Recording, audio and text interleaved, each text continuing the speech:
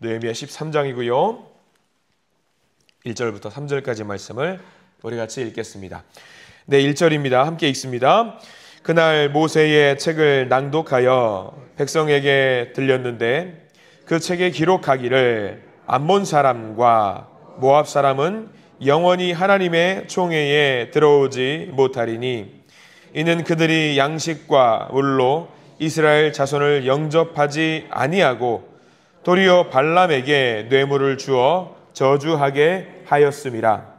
그러나 우리 하나님이 그 저주를 돌이켜 복이 되게 하셨다 하였는지라. 백성이 이 율법을 듣고 곧 섞인 무리를 이스라엘 가운데에서 모두 분리하였느니라. 아멘. 오늘 말씀 가운데 하나님의 크신 은혜와 복이 넘치기를 간절히 소망합니다. 우리 기도하는 마음으로 고백할까요? 하나님의 은혜가 지금 저에게 임하기를 기도합니다. 우리 옆 사람 축복하면서 하나님의 은혜가 지금 여러분에게 넘치기를 소망합니다. 아멘. 복된 날 되시길 간절히 소망합니다.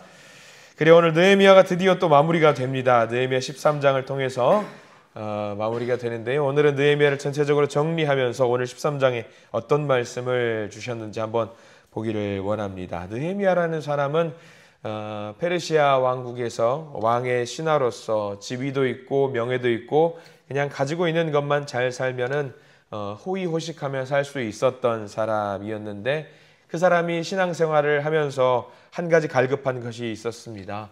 하나님을 갈급하는 마음, 하나님의 영광을 높이는 마음, 그것을 원했던 마음이 있었던 사람이었지요. 세상적으로 부귀와 영화, 명예가 다 있었지만 거기에 큰 의미를 두지 않았던 사람이었습니다. 만약이라는 말을 그렇게 좋아하지는 않습니다만은 느헤미야가 만약에 자기의 영광과 자기의 명예, 권세 그것만 그냥 누리고 살았다라고 한다면은 지금 우리가 느헤미야라는 사람의 이름을 기억하지 못할 겁니다. 교회 다니는 사람 아니라고 할지라도 알고 있는 믿음의 사람들이 있어요. 교회 안 다니는 사람도 이사야는 알아요. 이사야는 알고요. 교회 안 다니는 사람도요. 느헤미야는 어쩌면 아는 사람들도 있더라고요. 단순하게 신하의 한 사람으로서, 페르시아의 신하 한 사람으로서 살았다라고 한다면은요, 느헤미야는 지금 아무도 기억을 못할 겁니다. 그런데 느헤미야 많은 사람들이 알고 있는 이유는 왜 그러냐면은요, 단 하나입니다. 자기의 영광과 명예와 권세를 모두 내려놓고 딱 하나만 추구했어요. 하나님의 영광만을 위해서 열심히 살았던 사람이었기 때문에 느헤미야를 많은 사람들이 기억을 하고 있습니다. 마찬가지예요. 우리도 세상에 살면서 언젠가는 뒤를 돌아볼 때가 있을 텐데 아무리 바쁘고 열심히 살아도 결국에는 우리가 뒤를 돌아보게 됩니다. 하나님 앞에 섰을 때에 뒤를 돌아보게 될 텐데 우리의 뒤를 단단하게 붙잡아 줄 수 있는 존재가 있다라고 한다면요, 세상의 명예와 세상의 권세가 아닙니다. 우리의 뒤를 견고하게 붙잡아 줄 수 있는 존재가 있다라고 한다면 딱 하나, 하나님이라는 사실을 우리가 명심하고 살아가시길 간절히 축원합니다. 하나님만이 우리의 뒤를 붙잡아 줄 수 있습니다. 그래서 우리가 느헤미야 13장, 이제 느헤미야의 모든 것을 마무리하면서 그가 마지막까지 치열하게 살았던 그의 모습, 무엇을 위해서 이 13장까지 열심히 달려왔는지 한번 보게 됩니다. 느헤미야 하면은 우리가 잘 기억해야 될 것이 성벽을 건축했던 사람입니다. 레위인과 제사장을 세우고 실질적으로 이 예루살렘이라는 도시를 돌아가게 만들었던 사람이 느헤미야예요.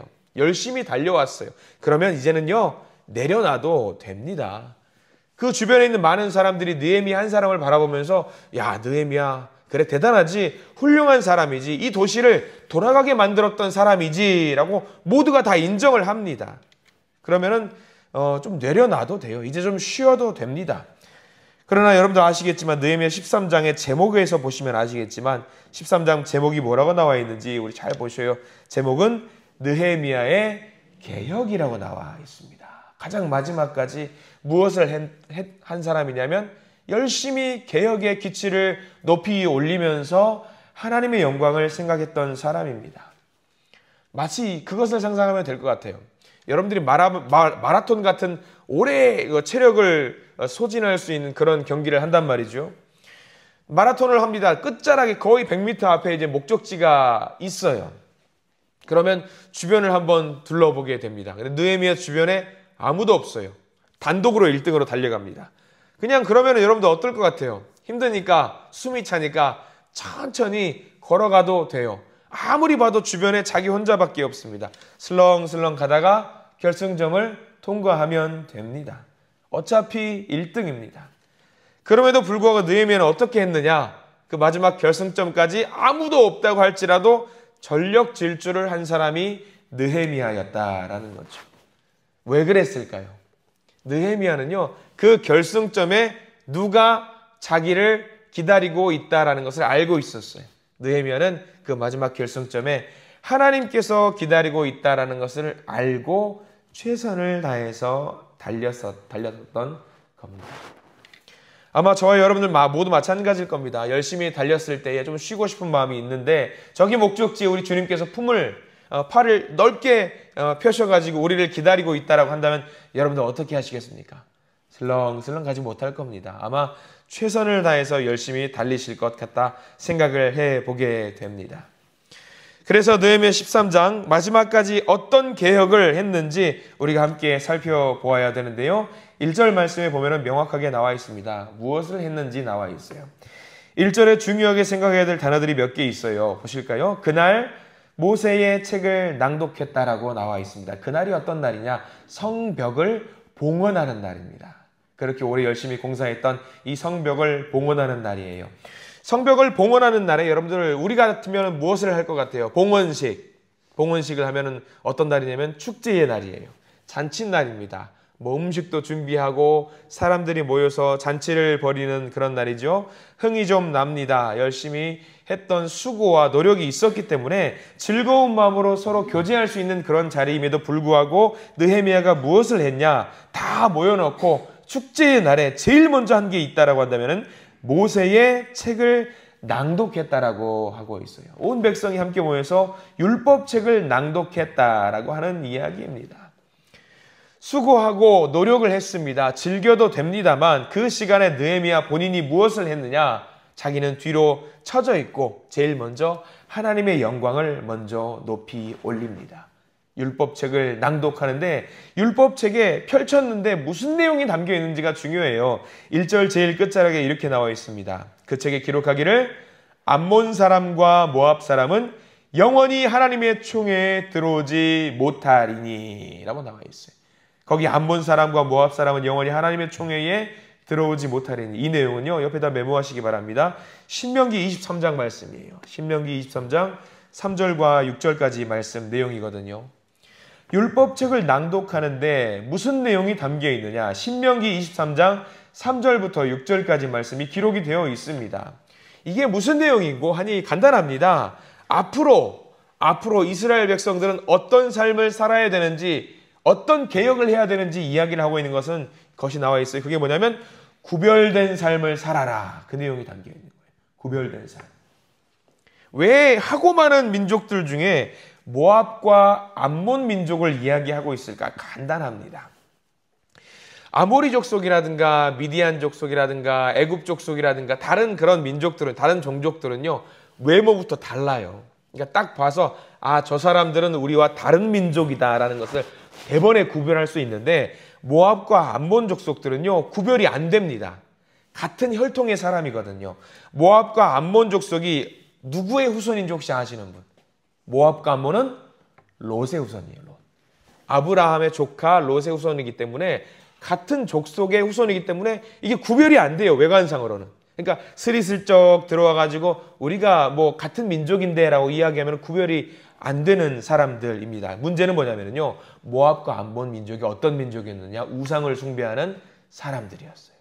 그러니까 스리슬쩍 들어와가지고 하나님인 것처럼 나도 하나님을 믿는 사람이에요 라고 들어오는 것 같은데 알고 봤더니 이 사람들이 우상을 숭배하는 사람들이었던 거죠. 하나님이 그들을 구별해서 그들고 명확하게 구별해서 너희들은 믿는 사람이라는 것을 명확하게 하라는 것을 마지막까지 이야기를 하고 있는 겁니다.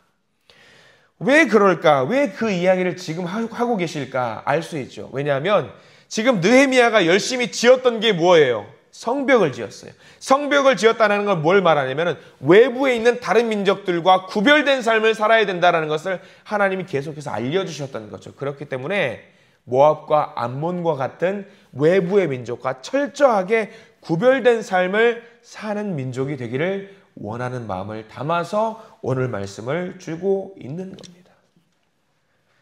성벽을 봉헌하는 날, 축제의 날에 즐거운 날이지만 오히려 더 허리띠를 조여서 단단하게 메고 있는 그런 삶을 살아라, 그 이야기입니다. 우리도 마찬가지예요.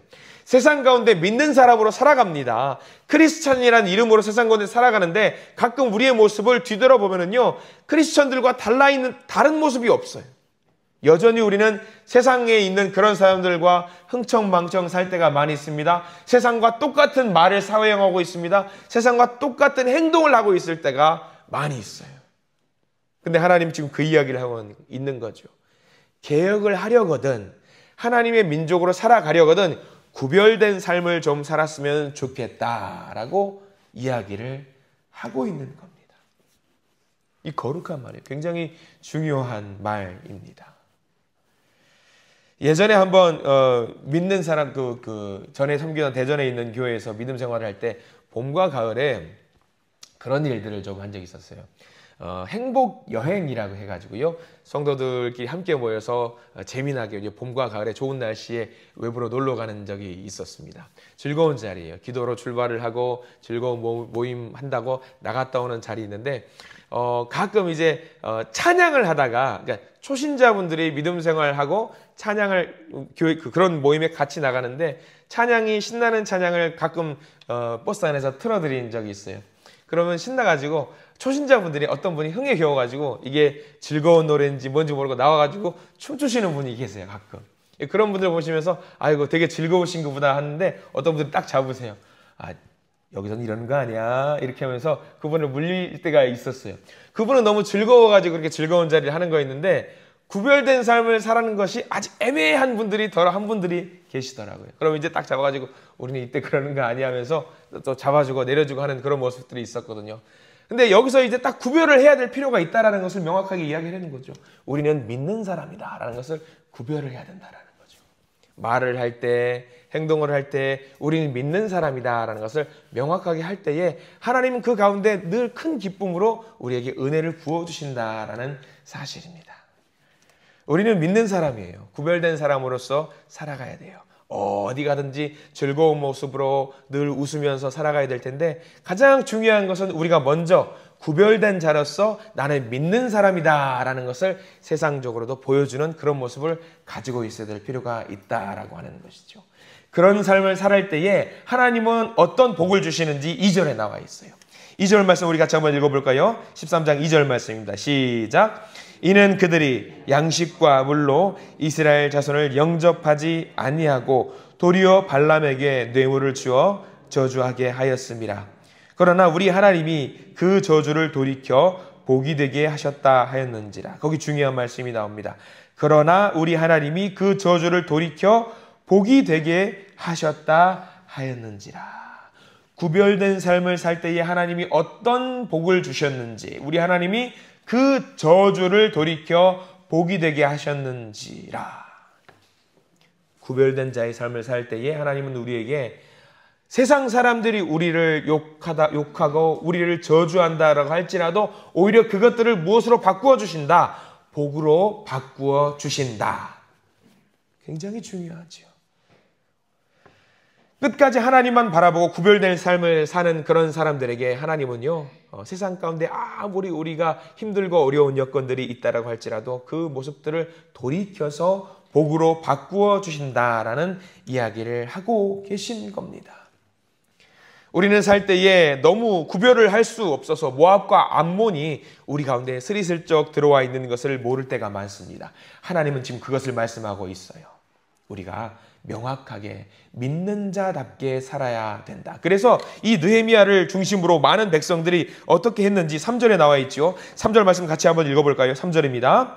백성이 이 율법을 듣고 곧 섞인 무리를 이스라엘 가운데에서 모두 분리하였느니라. 3절 말씀 굉장히 중요합니다.